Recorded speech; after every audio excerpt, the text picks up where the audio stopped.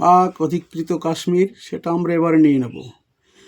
আর তোরা তো সামান্য মশা, হ্যাঁ, তোরা সমুদ্রের জল মাপতে আছিস কতটা জল।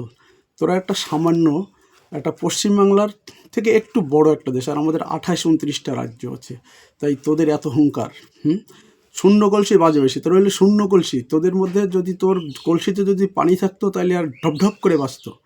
ওতে জলও নেই, পানিও নেই, শূন্য কলসি, লাফাচ্ছিস বেশি। বর্ডারে ট্রাঙ্ক নিয়ে আসতেছিস, এটা সেটা নিয়ে এসে দখল করবি বলে বর্ডারে এসে হাজির হচ্ছিস, তাই না?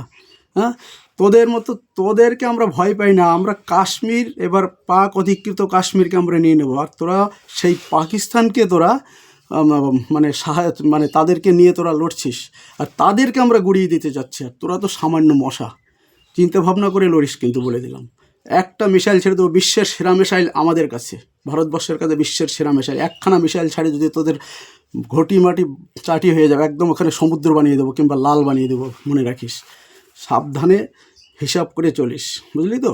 তোরা ভাবিস না ভারতকে সাধারণ, আমরা কিন্তু অসাধারণ। সাধারণ না, অসাধারণ, এটা ভেবে নিস।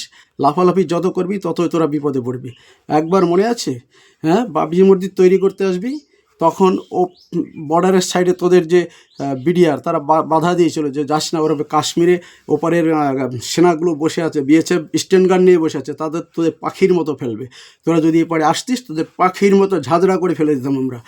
কিন্তু তোদের লোকেরা, তোদের যে বিএসএফ, তারা বুঝতে পেরেছে যে তোরা মারা পড়বি, তাই তোদের 2-1টা গুলি করে তোদের চৈতন্য আনে, তোদের জ্ঞান ফেরায়, তখন তোরা ফিরে যাস।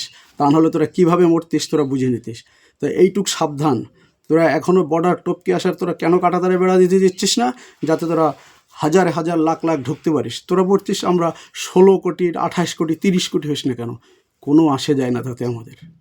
আমরা তোদেরকে কোনো তোয়াক্কাই করি না, কোনো ভয়ই পাই না। কিন্তু তোরা যে ভাড়া বাড়ছিস, তোরা যেভাবে চলছিস, খুব সাবধান কিন্তু, বলে দিলাম।